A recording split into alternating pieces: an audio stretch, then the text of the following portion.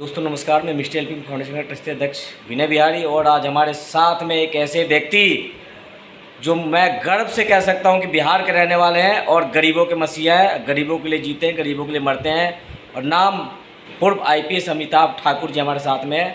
और जब ये मुसीबत की घड़ी में थे तो मैं इनको जानता नहीं था, लेकिन ये फटती थी मेरे कि बिहारी भाई के साथ में जो पूरे देश के लिए बिना भेदभाव, बिना जात पात के अगला लड़ रहा है और अगले का कोई सपोर्ट नहीं कर रहा। बड़ा खेद हुआ था मुझे और मैं बहुत सारे एनजीओ के लोगों से वार्तालाप किया था और वार्तालाप करने के बाद हमने डिसाइड करने के बाद, डिसीजन लेने के बाद में इनकी मैडम, इनकी धर्मपत्नी श्री नूतन ठाकुर जी से मेरी वार्तालाप हुई थी फ़ोन पे और मैंने कहा था कि आप मेरे को बताइए, अगर वो अंदर है ना तो हम लोग बैठे बैठे न्याय हमें नहीं मिल सकता, हमें रोड पे उतरने की ज़रूरत है, रोड पे बैठना पड़ेगा, भूख हड़ताल करना पड़ेगा। तो मैं भूखा ही मरने को तैयार हूँ, लेकिन उस समय तक अन्न और जल ग्रहण हम लोग नहीं करेंगे। पूरी टीम हमारी, जब तक इनको न्याय नहीं मिल जाएगा।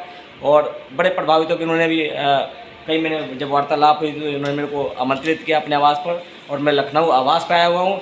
और दो शब्द कहेंगे, हम लोग मिल के अभी कार्य करने जा रहे हैं और लोगों से गुजारिश करूँगा कि जो भी समस्या आती है ना आपकी, तो दर दर भटकते रहते हो, नेताओं के पीछे जाते हो, नेताओं के पास टाइम नहीं है, 4 दिन जाते हो, ऊपर से मिल भी जाता है नेता, मिनिस्टर, सांसद, तो कोई फ़ोन करने को तैयार नहीं है। आप किसी अच्छे व्यक्ति से जुड़ेंगे, संगठन से या किसी ऐसे पार्टी से जो समाज हित के लिए कार्य कर रहा है और बिना भेदभाव के, बिना स्वार्थ के, तो आपकी जिम्मेदारी बनती है कि ज़्यादा से ज़्यादा लोग जुड़े ताकि हम एक संगठित होकर कोई भी लड़ाई लड़ी जा सके। 2 शब्द कहेंगे। देखिए, पहली बात तो मैं ये कहूँगा कि विनय बाबू आज यहाँ आए, मैं इस बात के लिए इनका कृतार्थ हूँ। आपके जितनी भी आपने बात कही, मेरी पत्नी ने, मैं जब जेल से आया, उन्होंने मुझे बताया था कि किस प्रकार से विनय जी ने उनसे वार्ता की, उनको संबल प्रदान किया। और जिस समय वो कष्ट में थी, परेशान थी मानसिक रूप से, उस समय विनय जी के आने से उनको बहुत ढाढ़स मिला। आज ये आए, मैंने इनको खुद शुक्रिया अदा किया था। तो यह निश्चित रूप से विनय बाबू खुद में अपने एक विभूति हैं जो समाज और देश के लिए कर रहे हैं। आज हम लोगों ने ये वार्ता कर रही, विगत दिनों हम लोगों ने अधिकार सेना के नाम से एक राजनीतिक दल प्रारंभ किया है और इस राजनीतिक दल का उद्देश्य अन्याय, अत्याचार और भ्रष्टाचार का विरोध है।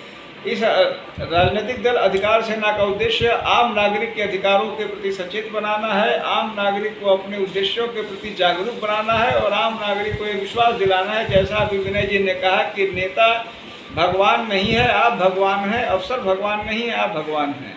आपको अपनी ताकत पहचाननी है, आम आदमी को अपनी ताकत पहचाननी है। यह बात हम लोग चाह रहे हैं। आज मुझे इस बात की बेहद खुशी है। मैंने विनय जी से अनुरोध किया है, इन्होंने उस पर सोचने की बात कही है। हमने इनसे कहा है कि इनके जैसे व्यक्ति की हम लोगों को बेहद ज़रूरत है, इस पार्टी को बेहद ज़रूरत है। और निश्चित रूप से विनय जी जैसे लोग, और विनय जी यदि हम लोग साथ जुड़ेंगे तो हम लोग बहुत मजबूती के साथ अपनी बात देश समाज को कर पाएंगे। हमारा उद्देश्य मात्र यह है कि हम देश समाज के लिए बेहतर काम कर पाएँ। हमने विनय जी को भी इसके लिए अनुरोध किया है।